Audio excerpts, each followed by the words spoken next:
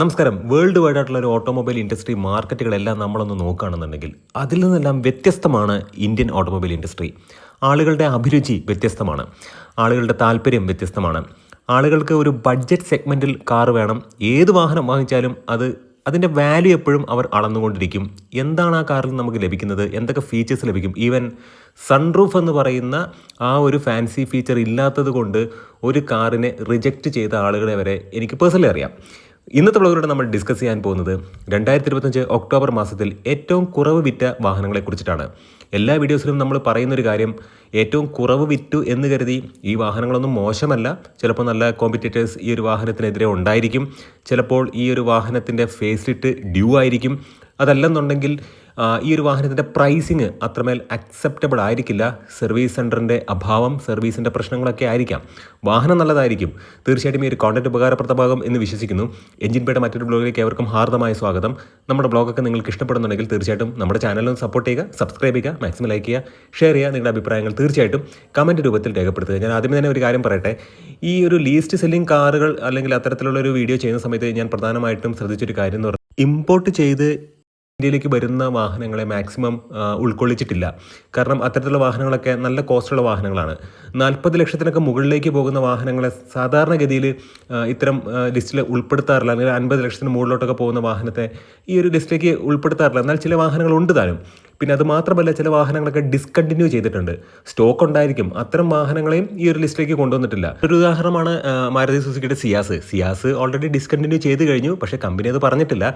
നിലവിൽ എത്രത്തോളം സ്റ്റോക്ക് ഉണ്ടോ അതൊക്കെ അങ്ങ് വിറ്റ് ഒഴിവാക്കും എന്നതേ ഉള്ളൂ. അപ്പോൾ അതുകൊണ്ട് തന്നെ അത്തരം വാഹനങ്ങളൊക്കെ ഇതിലേക്ക് കൊണ്ടുവരുന്നത് ഒരു ലോജിക്കലി വളരെ നല്ലതാണെന്ന് എനിക്ക് തോന്നിയില്ല. അതുകൊണ്ട് തന്നെ അത്തരം വാഹനങ്ങളെ ഇതിനകത്ത് ഉൾപ്പെടുത്തിയിട്ടില്ല. അപ്പോൾ നമുക്ക് സമയം കളയേണ്ട, നമ്മുടെ കോണ്ടന്റിലേക്ക് കിടക്കാം. 10ാം സ്ഥാനത്ത് മാരുതി സുസുക്കിയുടെ ഒരു വാഹനം എന്ന് പറയാൻ കഴിയില്ല. അത് ടൊയോട്ടയുടെ വാഹനമാണ്. റീബാഡ്ജ് ചെയ്തിട്ട് മാരുതി സുസുക്കി വിൽക്കുന്നു എന്നതേ ഉള്ളൂ. ടൊയോട്ടയുടെ ഹൈക്രോസ് എന്ന് പറയുന്ന വാഹനത്തെ മാരുതി സുസുക്കി റീബാഡ്ജ് ചെയ്ത് ഇൻവിക്ടോ എന്ന പേരിൽ വിൽക്കുന്നുണ്ട്. 2025 ഒക്ടോബർ മാസത്തിൽ 301 യൂണിറ്റുകളാണ് മാരുതി സുസുക്കി ഇൻവിക്ടോ വിറ്റത്. തീർച്ചയായിട്ടും നല്ല വാഹനമാണ്. പക്ഷേ ആളുകൾ എപ്പോഴും ശ്രദ്ധിക്കുന്ന ഒരു കാര്യം, ടൊയോട്ടയുടെ ആ ഒരു ലെഗസി അല്ലെങ്കിൽ ടൊയോട്ടയുടെ ഒരു വാഹനം എന്ന് പറഞ്ഞിട്ട് ചിന്തിക്കുമ്പോൾ ഇൻവിക്ടോയെ അവഗണിക്കുകയാണ് ചെയ്യുന്നത്. കാരണം ഈ ഒരു വാഹനം മോശം എന്നുള്ളതല്ല. ശരിക്കും പറഞ്ഞിട്ടുണ്ടെങ്കിൽ ടൊയോട്ട മാരുതിയുടെ വാഹനങ്ങളെടുത്ത് വിൽക്കുമ്പോൾ അത്യാവശ്യം സെയിലുണ്ട്. എന്നാൽ മാരുതി ടൊയോട്ടയുടെ വാഹനങ്ങളെടുത്ത് വിൽക്കുമ്പോൾ അത്ര കണ്ട് സെയിലില്ല. അതിപ്പം ഹൈക്രോസിൻ്റെ കേസ് മാത്രമല്ല, ഹൈറൈഡറിൻ്റെ റീബാഡ്ജ്ഡ് വേർഷനായിട്ടുള്ള ഗ്രാൻഡ് വിറ്റാരയുടെ സ്ട്രോങ് ഹൈബ്രിഡ് നോക്കുകയാണെന്നുണ്ടെങ്കിൽ അതിനും അത്യാവശ്യം നല്ല ഓഫർ ഇപ്പോൾ മാരുതി സുസുക്കി കൊടുക്കുന്നുണ്ട്. ഇനി 9ാമത്തെ സ്ഥാനത്തേക്ക് സിട്രോയിൻ്റെ C3 എയർക്രോസ് എന്ന് പറയുന്ന വാഹനമാണ്. 2025 ഒക്ടോബർ മാസത്തിൽ 227 യൂണിറ്റുകൾ മാത്രമാണ് ഈ ഒരു വാഹനം വിറ്റഴിച്ചത്. പ്രധാന പ്രശ്നം സർവീസ് സെൻ്ററുകളുടെ അഭാവം. രണ്ടാമത്തെ കാര്യം, ഫീച്ചേഴ്സ് വളരെ വൈകിയാണ് ഇവർ കൊടുക്കുന്നത്. വാഹനം ഇറക്കുന്ന സമയത്ത് തന്നെ അത്യാവശ്യം നല്ല ഫീച്ചേഴ്സ് കൊടുക്കണം. ഏറ്റവും പ്രധാനപ്പെട്ട കാര്യം എന്ന് പറയുന്നത് ഓട്ടോമാറ്റിക് ട്രാൻസ്മിഷൻ കൊടുക്കണം. ഇതെല്ലാം പിന്നീടാണ് കൊണ്ടുവരുന്നത്. ഇതൊന്നും കസ്റ്റമർ അറിയുന്നില്ല എന്നുള്ളതാണ് വസ്തുത. ഇത്തരം വാഹനങ്ങളിൽ ഇത്തരം ഫീച്ചേഴ്സ് വന്നോ എന്ന് പോലും കസ്റ്റമർ അറിയുന്നില്ല. ലോഞ്ച് ചെയ്യുമ്പോൾ ഈ സാധനങ്ങളൊക്കെ കൊടുത്തിട്ടുണ്ടെങ്കിൽ, അല്ലെങ്കിൽ ഇത്രയും നല്ല ഫീച്ചർ കാര്യങ്ങളൊക്കെ കൊടുത്തിട്ടുണ്ടെങ്കിൽ കസ്റ്റമേഴ്സിന് പെട്ടെന്ന് തന്നെ അതിനെ കമ്മ്യൂണിക്കേറ്റ് ചെയ്യാൻ കഴിയും, അല്ലെങ്കിൽ റിലേറ്റ് ചെയ്യാൻ കഴിയും. ഇനി 8ാമത്തെ സ്ഥാനത്ത് MGയുടെ ഹെക്ടറാണ്. ഹെക്ടറിൻ്റെ കാര്യം വളരെ കഷ്ടമാണ്. ലോഞ്ച് ചെയ്ത സമയം മുതൽ കഷ്ടകാലമാണ് ഈ ഒരു വാഹനത്തിന്.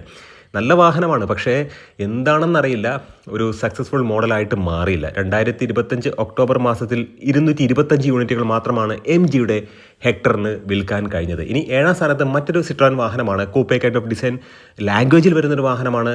സിട്രോൻ്റെ ബസാൾട്ടാണ്. 217 യൂണിറ്റുകൾ മാത്രമാണ് ഈ ഫ്രഞ്ച് നിർമ്മാതാക്കളുടെ വാഹനം ഇന്ത്യൻ മാർക്കറ്റിൽ ഈ ഒരു പ്രത്യേക മോഡൽ 2025 ഒക്ടോബർ മാസത്തിൽ വിൽക്കാൻ കഴിഞ്ഞിട്ടുള്ളത്. ഇനി 6ാം സ്ഥാനത്ത് കഷ്ടകാലം തുടരുന്ന മറ്റൊരു വാഹന നിർമ്മാണ കമ്പനിയാണ് ജീപ്പിൻ്റെ കോമ്പസ് വെറും 170 യൂണിറ്റുകൾ മാത്രമാണ് 2025 ഒക്ടോബർ മാസത്തിൽ വിറ്റഴിഞ്ഞത്. അങ്ങനെ നോക്കുകയാണെന്നുണ്ടെങ്കിൽ ജീപ്പിൻ്റെ കാര്യം, പ്രത്യേകിച്ച് ഈ ഒരു കോമ്പസിൻ്റെ ഒരു അവസ്ഥ എന്ന് പറയുന്നത് കുറച്ച് കഷ്ടമാണ്. ഇനി 5ാം സ്ഥാനത്ത് വീണ്ടും ഒരു ജീപ്പിൻ്റെ മറ്റൊരു വാഹനമാണ്. 7 സീറ്റർ വാഹനമാണ് ജീപ്പ് മെറിഡിയൻ. വളരെ നല്ല വാഹനമാണ്.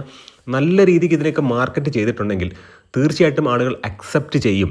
ഫോർഡ് എൻഡവറിൻ്റെയൊക്കെ ഒരു അവസ്ഥയാണ്. കാരണം ഫോർഡ് എൻഡവർ എന്ന് പറഞ്ഞ വാഹനത്തെ എപ്പോഴും നമ്മൾ പ്രകീർത്തിക്കുന്നുണ്ട്. കാരണം അതൊരു ഡിഫറൻറ്റ് വാഹനമാണ്. അതുപോലെയൊക്കെ തന്നെയുള്ളൊരു നല്ല ക്വാളിറ്റി ഉള്ളൊരു വാഹനം തന്നെയാണ് ജീപ്പിൻ്റെ മെറിഡിയൻ. പക്ഷേ വില കൊണ്ടാണെന്നുണ്ടെങ്കിലും അത് മാത്രമല്ല ഇതിനെ അങ്ങ് മാർക്കറ്റ് ചെയ്ത് ആളുകളിലേക്ക് എത്തിക്കുക, അല്ലെങ്കിൽ ഈ ഒരു വാഹനത്തിന് ഇന്ന തന്നെ പ്രത്യേകതകളുണ്ട് എന്ന് ആളുകളിലേക്ക് എത്തിക്കാൻ, അല്ലെങ്കിൽ അതിൻ്റെ ഒരു കസ്റ്റമറിനെ ശരിക്കും ടാർഗറ്റ് ചെയ്യാൻ ഇവർക്ക് കഴിയുന്നില്ല എന്നുള്ളതാണ് വാസ്തവം. 2025 ഒക്ടോബർ മാസത്തിൽ 120 യൂണിറ്റുകൾ മാത്രമാണ് ജീപ്പ് മെറിഡിയൻ വിറ്റഴിഞ്ഞത്. എന്നാൽ 4ാം സ്ഥാനത്ത് വന്നിട്ടുള്ളത് MGയുടെ ആസ്ട്രയാണ്. ആസ്ട്രയുടെ കാര്യം ഏകദേശമൊക്കെ തീരുമാനമായിട്ടുണ്ട്. കാരണം ഈ ഒരു വാഹനം ഇനി ഒരു അപ്ഡേഷന് വിധേയമാണ്. കാരണം ആസ്ട്ര കോമ്പീറ്റ് ചെയ്യുന്നത് എവിടെയാണ്? മിഡ് സൈസ് SUV കാറ്റഗറിയിലാണ്. ക്രെറ്റ സെഗ്മെൻ്റ് എന്നാണ് അതിനെ പറയുന്നത് തന്നെ. സെൽട്ടോസ്, അതുമാത്രമല്ല Hyryder, Grand Vitara, Kushaq, Taigun, അതിൻ്റെ കൂടെയാണ് ഈവൻ എലിവേറ്റ് പോലുള്ള വാഹനങ്ങളൊക്കെ കോമ്പീറ്റ് ചെയ്യുന്നുണ്ട്. ഭയങ്കര ക്രൗഡഡ് ആയിട്ടുള്ള ഒരു ഏരിയ തന്നെയാണ്. അവിടെയാണ് ഈ ആസ്ട്ര ഇപ്പോഴും നിലനിൽക്കുന്നത്. തീർച്ചയായിട്ടും ഈ ഒരു വാഹനം ഇനി ഒരു അപ്ഡേഷന് വിധേയമാകണം. 2025 ഒക്ടോബർ മാസത്തിൽ 102 യൂണിറ്റുകൾ മാത്രമാണ് MGയുടെ ആസ്റ്റർ എന്ന് പറയുന്ന മോഡൽ വിറ്റഴിഞ്ഞത്. ഇനി 3ാം സ്ഥാനത്തുള്ളൊരു വാഹനം, ഇത് ഡിസ്കണ്ടിന്യൂ ചെയ്യാൻ പോകുന്നൊരു വാഹനമാണ്. 2025 ഒക്ടോബർ മാസത്തിൽ ഈ ഒരു വാഹനം 26 യൂണിറ്റുകൾ മാത്രമാണ് വിറ്റത്. ഹ്യുണ്ടായുടെ ടൂസോൺ ആണ്. ടൂസോൺ എന്തായാലും ഡിസ്കണ്ടിന്യൂ ചെയ്യും. അടുത്ത മാസത്തോടു കൂടി ഈ ഒരു വാഹനം ഇന്ത്യൻ മാർക്കറ്റിൽ നിന്നും കംപ്ലീറ്റ് ആയിട്ട് പിൻവലിക്കും. അപ്പോൾ അതുകൊണ്ട് തന്നെ ഡിസ്കണ്ടിന്യൂ ചെയ്യാത്തത് കൊണ്ടാണ് ഈ ഒരു വാഹനത്തെ ഈ ഒരു ലിസ്റ്റിലേക്ക് കൊണ്ടുവന്നത്. 3ാം സ്ഥാനത്ത് ഹ്യുണ്ടായി ടൂസോൺ. വെറും 26 യൂണിറ്റുകൾ മാത്രമാണ് അവർക്ക് 2025 ഒക്ടോബർ മാസത്തിൽ വിൽക്കാൻ കഴിഞ്ഞത്. ഇനി 2ാം സ്ഥാനത്ത് MGയുടെ മറ്റൊരു വാഹനമാണ് ഗ്ലോസ്റ്റർ. ആ വാഹനം ലോഞ്ച് ചെയ്ത സമയം മുതൽ തുടങ്ങിയ പ്രശ്നങ്ങളാണ്. കാരണം ഗ്ലോസ്റ്റർ എന്ന് പറയുന്നത് വലിയൊരു വാഹനം ഇന്ത്യൻ മാർക്കറ്റിലേക്ക് വരുന്നു. ഹെക്ടർ അത്യാവശ്യം സക്സസ് ആയി നിൽക്കുന്ന ഒരു സമയത്താണ് ഗ്ലോസ്റ്റർ വരുന്നത്. പിന്നീട് അങ്ങോട്ട് ഹെക്ടറും താഴെ പോയി, ഗ്ലോസ്റ്ററും താഴെ പോയി. നമുക്കറിയാം അതിൻ്റെ ചരിത്രം കാര്യങ്ങളൊക്കെ. അപ്പോൾ 2025 ഒക്ടോബർ മാസത്തിൽ വെറും 9 യൂണിറ്റുകൾ മാത്രമാണ് MG ഗ്ലോസ്റ്റർ ഇന്ത്യയിൽ വിറ്റത്. 1ാം സ്ഥാനത്ത് മഹീന്ദ്രയുടെ മറാസോ ആണ്. ഒരു 7 സീറ്റർ വാഹനമാണ്, മികച്ച വാഹനമാണ്. പക്ഷേ മഹീന്ദ്ര എല്ലാ വാഹനങ്ങൾക്കും അപ്ഡേഷൻ കൊടുക്കുമ്പോഴും മറാസോയ്ക്ക് കാര്യമായിട്ടുള്ളൊരു അപ്ഡേഷൻ കൊടുത്തിരുന്നില്ല എന്നുള്ളത് വാസ്തവമാണ്. നമ്മൾ മനസ്സിലാക്കേണ്ട ഒരു കാര്യം എന്ന് പറയുന്നത് പഴയ മഹീന്ദ്രയല്ല ഇപ്പോഴത്തെ മഹീന്ദ്ര. തീർച്ചയായിട്ടും ഈ ഒരു വാഹനത്തെ ചിലപ്പോൾ ഇവരുടെ ഒരു ബ്രോഷറിൽ നിന്നും അല്ലെങ്കിൽ വെബ്സൈറ്റിൽ നിന്നൊക്കെ ഈ ഒരു വാഹനം അപ്രത്യക്ഷമാകുന്നുണ്ട്, പിന്നീട് തിരിച്ചു വരുന്നുണ്ട്. എന്തായാലും ഈ ഒരു വാഹനം 2025 ഒക്ടോബർ മാസത്തിൽ വെറും 2 യൂണിറ്റുകൾ മാത്രമാണ് വിറ്റത്. അതുകൊണ്ട് തന്നെ ഏറ്റവും ലീസ്റ്റ് സെല്ലിംഗ് കാർ എന്നുള്ള രീതിക്ക് നമ്മൾ ചാർട്ട് ചെയ്ത്, അല്ലെങ്കിൽ നമ്മുടെ ലിസ്റ്റിൽ ഏറ്റവും അവസാനം വരുന്നൊരു വാഹനം, അല്ലെങ്കിൽ ഏറ്റവും ലീസ്റ്റ് ആയിട്ട് സെല്ല് ചെയ്തൊരു വാഹനം എന്ന് പറയുന്നത് മഹീന്ദ്രയുടെ മറാസോ ആണ്. തീർച്ചയായിട്ടും ഈ ഒരു കോണ്ടന്റ് ഉപകാരപ്രദമായി എന്ന് വിശ്വസിക്കുന്നു. നല്ല നല്ല ഇൻഫോർമേറ്റീവ് ആയിട്ടുള്ള വീഡിയോസുമായിട്ട് നമുക്ക് വീണ്ടും കാണാം. നിങ്ങളുടെ സ്നേഹത്തിനും സപ്പോർട്ടിനും ഒരിക്കലും കൂടെ നന്ദി. നമസ്കാരം.